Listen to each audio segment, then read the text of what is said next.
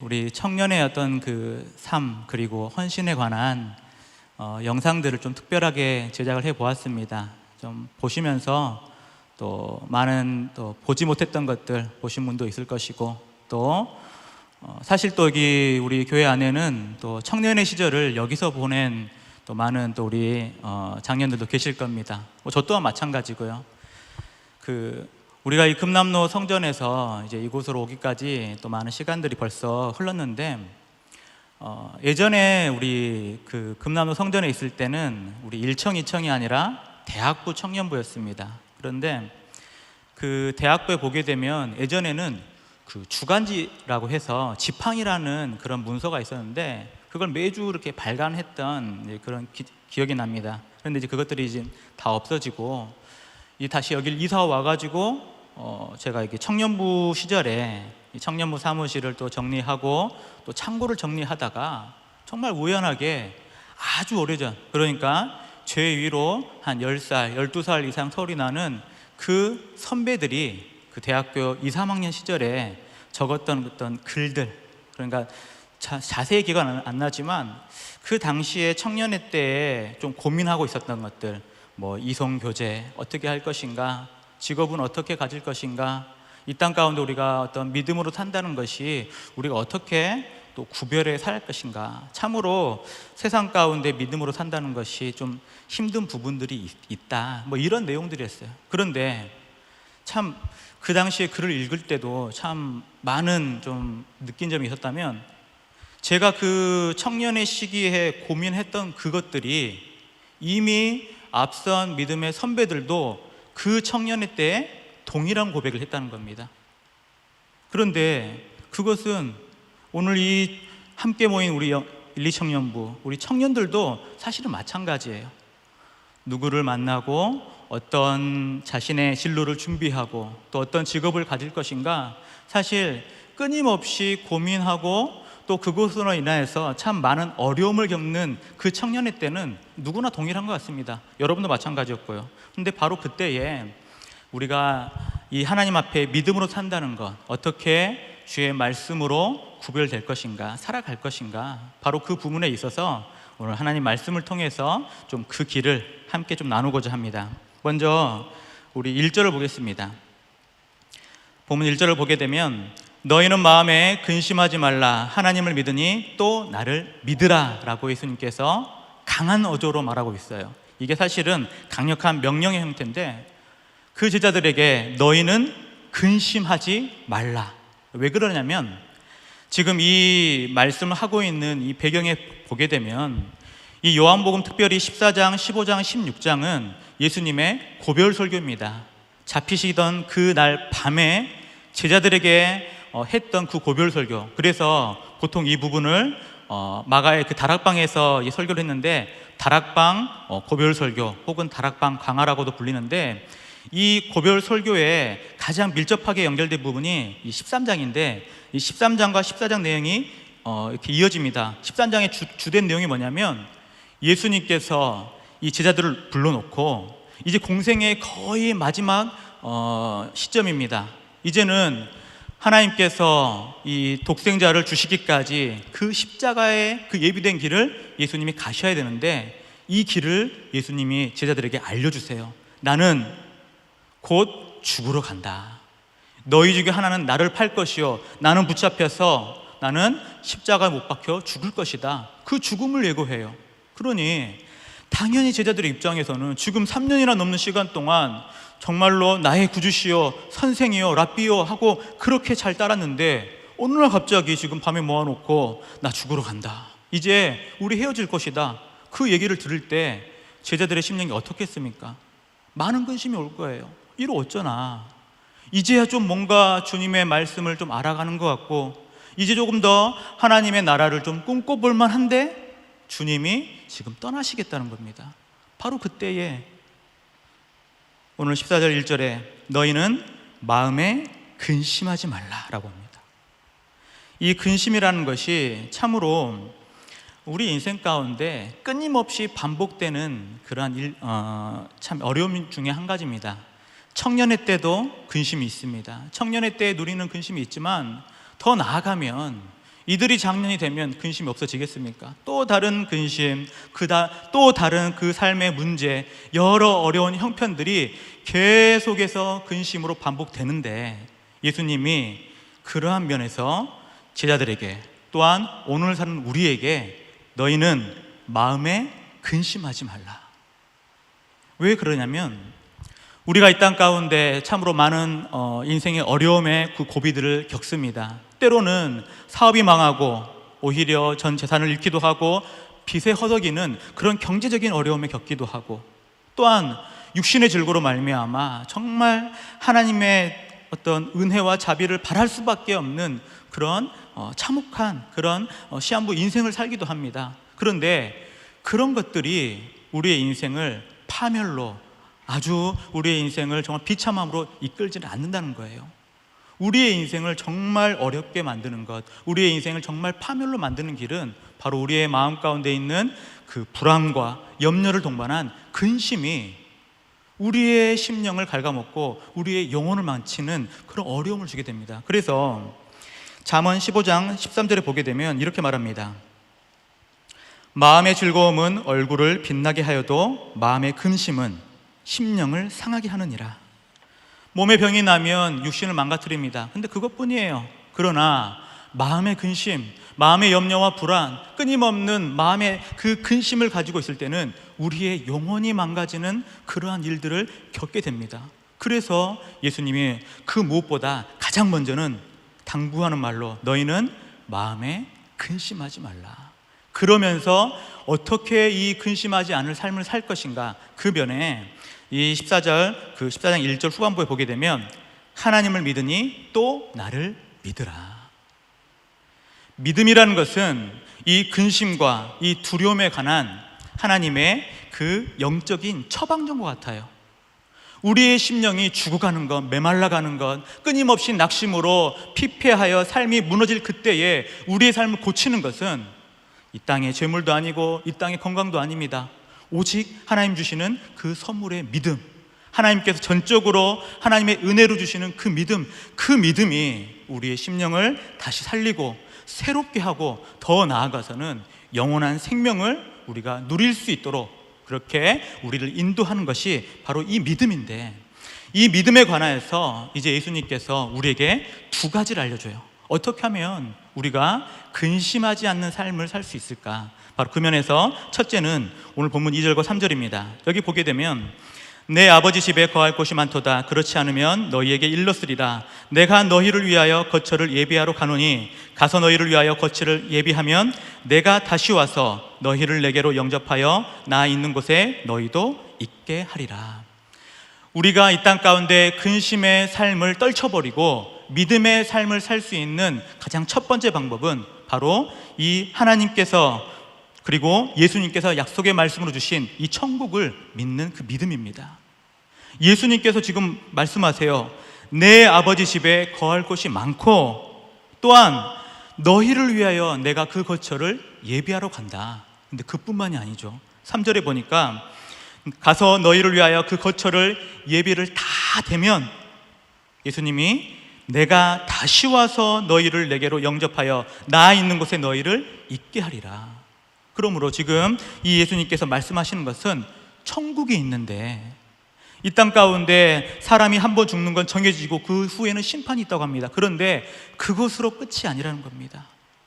영원한 생명, 영원한 은혜의 복락을 누리는 천국이 있는데 그곳을 예수님 본인이 가서 예비하고 그 예비한 거처가 완전히 그 시기와 때가 꽉 차면 내가 다시 와서 너희를 인도하리라. 바로 그 면 때문에 우리가 이 땅 가운데 근심으로 무너지는 삶이 아니라 오히려 상황과 그 처한 모든 환경들은 우리 세상의 눈으로 보게 되면 무너질 수밖에 없고 낙담할 수밖에 없고 오히려 근심을 쌓을 수밖에 없는 상황일지라도 오히려 소망을 품을 수 있는 이유, 바로 천국이 있기 때문입니다. 천국이 있기 때문에 우리는 바로 이러한 면에서 소망을 품을 수가 있어요. 우리가 이 땅 가운데 참 짧은 연수를 살죠. 시편 90편에 보면 우리의 연수가 70이요 강건하면 80이라고 합니다. 근데 요즘 바뀌었습니다. 요즘 100세 시대죠. 그래서 이 보험 카피도 보게 되면 이런 말을 해요. 당신도 지나치게 오래 살 수 있습니다. 100세 시대 때문이니까. 그런데 거꾸로 한번 생각해 보세요. 100년을 산다고 했을 때 그건 과연 그게 긴 시간인가? 아니죠. 오늘 하루가 지나면 우리가 100세를 살지 101세를 살지는 모르겠습니다. 그러나 오늘 하루가 지나면 우리가 결국에는 누구나 정해진 그 길, 한번 죽을 수밖에 없는 그 죽음의 길에 하루 더 가까워지는 거예요. 그래서 이 땅의 많은 불신자들도 결국 이러한 죽음의 문제, 삶의 문제, 그래서 그들 또한 무언가를 믿을 만한, 위안을 삼을 만한 것들을 자꾸 찾게 됩니다. 그래서 돈을 많이 벌기도 하죠. 그리고 권력의 편에 서기도 합니다. 그러나 그것이 얼마나 가겠냐고요. 길어봐야 100년이에요. 우리의 연수가 그렇게 길지 않습니다. 돌아서면 너무나 빠르게 시간이 지나왔어요. 여러분 느끼시잖아요. 돌아보니까 나도 이 젊음의 때, 청년의 때가 엊그제 같지 오래전 일이 아니잖아요. 그런데 벌써 우리의 이 심령도, 우리의 육신도 벌써 노년을 바라보고 있는 그 시기 얼마나 쏜살같이 다가왔습니까? 바로 그러한 때에 우리가 과연 이 땅 가운데, 이 짧은 인생 가운데 소망이 있느냐? 아니요, 없습니다. 이 땅 가운데 짧은 인생을 정말 불꽃처럼 살아간다 할지라도 정말 그 짧은 인생 가운데 무슨 소망이 있겠어요? 결국 죽어 끝나는데. 그런데 믿음의 백성들, 우리의 모든 믿는 자들의 그 심령 가운데 꺼지지 않는 소망이 하나 있는데, 그것은 바로 천국이 우리 삶 가운데 있다. 그러므로 이 땅 가운데는 결국 두 가지죠. 이 땅을 살아가는 것은 다 일반입니다. 그러나 그 죽음 뒤의 삶이 보장이 되는가? 마치 100세 보험을 드는 것처럼 정말 그 죽음 이후에도 보장된 삶이 우리에게 지금 확신되고 있는가? 바로 거기서 우리는 불신의 삶과 믿음의 삶이 갈리고, 믿음의 삶에는 그 죽음 이후에 천국이 예비되어 있기 때문에 궁극적으로는 우리가 이 땅 가운데 근심하지 않을 수 있다는 겁니다. 근심할 것들은 너무나 많아요. 그러나 그 근심을 뛰어넘을 수 있는 이유, 바로 천국이 있기 때문에. 두 번째는 바로 우리가 이 땅을 살아갈 때 근심하지 않을 이유, 바로 예수님 때문입니다. 보면 6절에 보게 되면 예수께서 이르시되 내가 곧 길이요 진리요 생명이니 나로 말미암지 않고는 아버지께로 올 자가 없다라고 말하는데, 예수님께서 지금 자신을 표현할 때 내가 곧 길이요 진리요 생명이다 라고 말합니다. 이렇게 말씀하신 이유가 뭐냐면, 그 앞절 본문 5절에 보게 되면 도마가 이르되 주여 주께서 어디로 가시는지 우리가 알지 못하거늘 그 길이 어찌 알겠사옵니까? 참 어떤 면에서는 정직하고 솔직하지만 한편으로는 영적인 그 무지가 다 드러나죠. 분명히 예수님께서 천국을 예비하러 갔다가 다시 오실 거라는 것을 알려줬지만, 이 지금 도마의 입장에서는 도대체 그 길이 어디입니까? 도대체 어디로 가는 것입니까? 그러한 궁금증이 생기는 겁니다. 그런데 잘 생각해 보면 우리도 이 땅을 살아갈 때 참으로 많이 방황하는 것이 바로 그러한 면들이 있어요. 특히 청년일 때도 마찬가지입니다.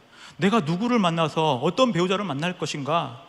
이 땅 가운데 내가 어떤 진로를 선택해서 학업을 쌓고 스펙을 쌓아서 어떤 직업을 가질 것인가? 내 앞으로의 30년, 40년 인생을 어떻게 내가 설계하고 나아갈 것인가? 그러한 생각들을 하지만 항상 그 미래에 대한 뭔가를 준비할 때는 설렘도 있어요. 그러나 두려움이 동반됩니다. 왜냐하면 살아보지 않았기 때문에, 그 길을 나아가지 못했기 때문에 모르는 거예요. 왜 우리의 삶에 두려움과 근심이 찾아오죠?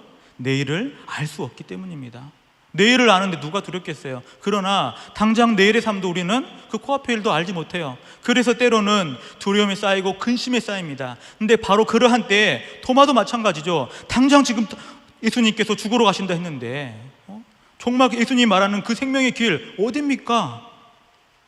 너무나 솔직한 얘기예요. 그런데 예수님의 답변은 내가 곧 길이요 진리요 생명이라고 하는데, 이것은 지금 도마가 어디로 갑니까? 그곳이 어디입니까? 장소적인 것을 물었어요. 그 방법이 무엇인지를 물었습니다. 그런데 예수님의 답변은 지금 어떠한 장소, 어떠한 방법이 아니라 예수님 자체가 바로 네 질문에 대한, 너의 그 근심에 대한 유일한 답 그 자체, 예수님 그 자체가 그 인생의 모든 해답이고, 예수님 자체가 궁극적으로 우리가 나아갈 그 천국의 소망이고, 예수님 자체가 이 땅 가운데 우리가 근심 대신 기쁨과 소망으로 살아갈 참된 이유를 바로 예수님 본인 자체로 말하고 있습니다. 그것을 지금 말하고 있어요. 그렇기 때문에 우리도 인생을 살아갈 때에 참으로 우리의 인생을 어디로 둘 것인가 참으로 중요하죠. 여러분들 이제 차량으로 보게 되면 내비게이션 있죠. 요즘에는 참 몰랐던 길, 처음 가본 길 너무 잘 찾을 수가 있어요. 왜냐하면 내비게이션만 있으면 웬만한 길들은 다 경로를 딱 알려주고, 얼마나 걸리고 어떻게 해서 어떻게 가라는지를 너무나 상세하게 잘 알려주고 있어요. 그래서 그 길을 쉽게 찾는데, 아무리 내비게이션이 좋다 하더라도 단 하나, 목적지를 정확하게 입력하지 않으면 아무리 최신형 내비게이션도 우리에게 길을 알려주지 않습니다. 알려주지 않아요. 중요한 건 목적지예요. 방향이에요. 뭐 어디를 바라보는가, 그것이 우리의 인생 가운데 진정한 근심을 덜어내고 소망으로 살아갈 유일한 방법이란 겁니다. 그 면에서 지금 예수님이 방법을 제시하고 경로를 제시하고 최종 목적지를 제시하는데, 6절에 예수께서 이르시되 내가 곧 길이요 진리요 생명이다. 예수님이 길이 되시고 경로가 되시고 찾아갈 목적지가 되시고 그 전부가 되시고 소망이 되신다. 바로 그 면을 지금 도마에게 알려주고 또 하나 더 붙이는 것이 있습니다. 6절 후반절입니다. 내가 곧 길이요 진리요 생명이니 나로 말미암지 않고는 아버지께로, 그 천국에 계신 그 아버지께로 올 자가 없느니라. 예수님께서 단호하게 말하죠. 아버지께로 영원한 예비된 천국으로 나아갈 길, 그 길 자체가 난데 나를 말미암지 않고서는 다른 길은 없다. 오직 한 길이라는 겁니다. 우리가 이 땅 가운데 믿음으로 산다는 것은 오직 한 분이신 예수님, 오직 구원의 정말로 참된 진리 한 분인 예수님을 우리가 믿고 우리의 삶을 맡기고 예수님 안에 거할 때에 진정한 천국을 우리가 누리게 되는 것입니다. 그러한 면에서 우리가 인생을 살아갈 때, 젊을 때나 또 작년에 있을 때나 노년에 있을 때나 동일합니다. 근심과 염려는 매일 반복되지만 우리가 근심하지 않을 이유, 바로 예수님이 우리의 길이 되시고 진리가 되시고 생명이 되시고 내 삶에, 내 영원한 생명에 대한 소망과 보증이 되시는 분, 곧 그 자체가 길이시고 나의 영원한, 나의 인도자가 되시는 예수님이 있기 때문에 우리는 근심하지 않습니다. 바로 이러한 면에서 참으로 우리 모든 성도들 오직 한 길, 예수님 바라보시면서 오직 예수님이 향하신 그 길 따라가면서 영원한 천국을 소망하고, 이 땅 가운데는 근심과 염려가 아니라 소망과 믿음의 확신과 기쁨으로 매일매일을 천국을 경험하는 믿음의 삶 되시기를 주님의 이름으로 축원합니다.